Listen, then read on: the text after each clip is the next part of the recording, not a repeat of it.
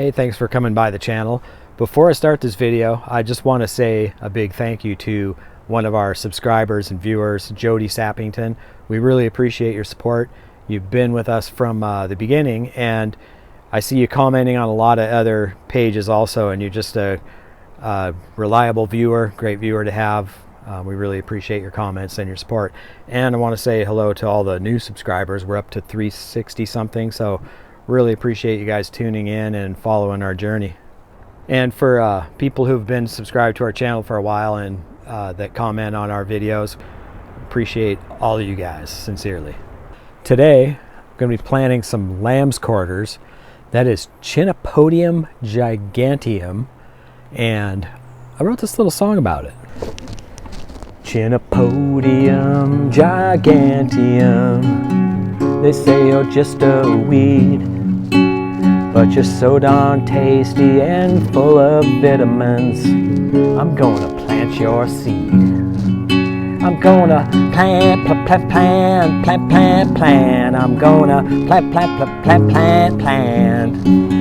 gonna plant. Okay, that's enough of that. So these seeds I saved last year from a lamb's quarters that was growing in front of the cabin, and saved a pretty fair amount. So what I'm going to do is spread these out on our garden rows as some ground cover. Lamb's quarter, also known as wild spinach. The leaves are packed with vitamins, and you can eat the seeds like quinoa.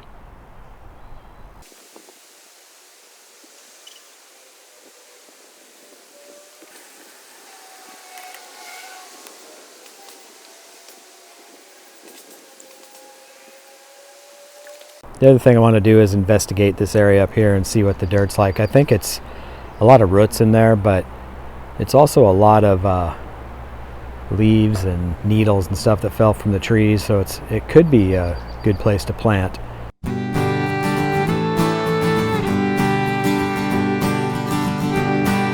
And just as I suspected, it's really not too bad of soil here. It's dark, looks pretty rich. It's been fed from years of all of this stuff coming down, and there were some vine maples up here too, so maple leaves were spread throughout the years. So I think I'm gonna plant right into this soil. The soil seems to be a bit looser back here, so I am gonna plant the carrots back there.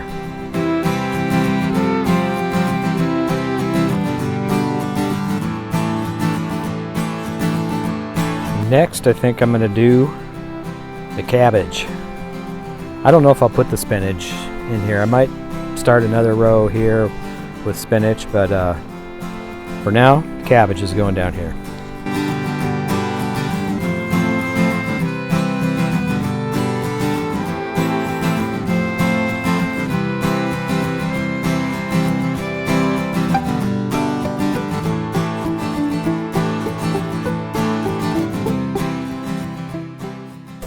Well, that looks pretty cool.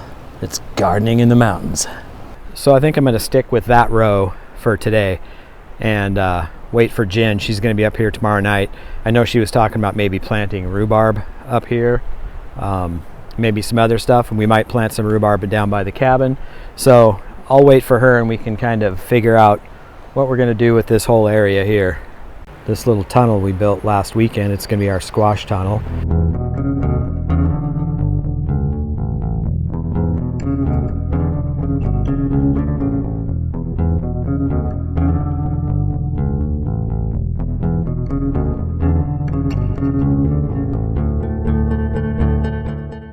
We have some plants that are about ready to go in the ground, so when Jen gets here this weekend, we'll get this tunnel going.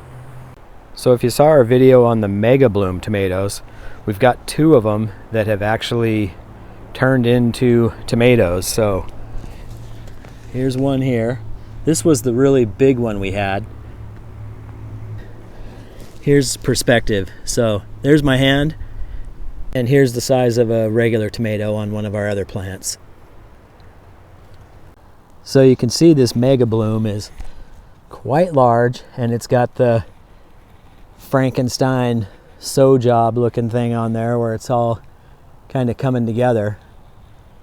So that's pretty exciting. We're gonna probably just keep trimming any other blooms off of this, and I want to have all the energy directed just to this one mega bloom. On the other plant with a mega bloom, I'll probably let some other tomatoes grow, but this one I want to concentrate all the energy onto this fatty here. And this is our other mega bloom. It's not as large, but it still is another Frankenstein tomato. So pretty excited about that too. And I just noticed that mega bloom. He's going to be an interesting one.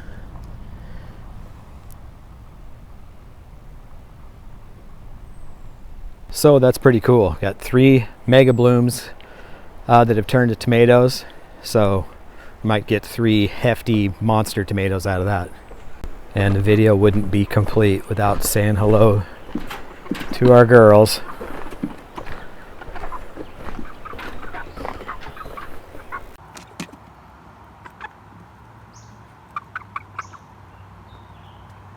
We recently installed this hanging feeder, which is working out really great, and I put in this soy sauce bar for them. There's 4 nipples on the bottom, so they can just chug on that soy sauce whenever they want.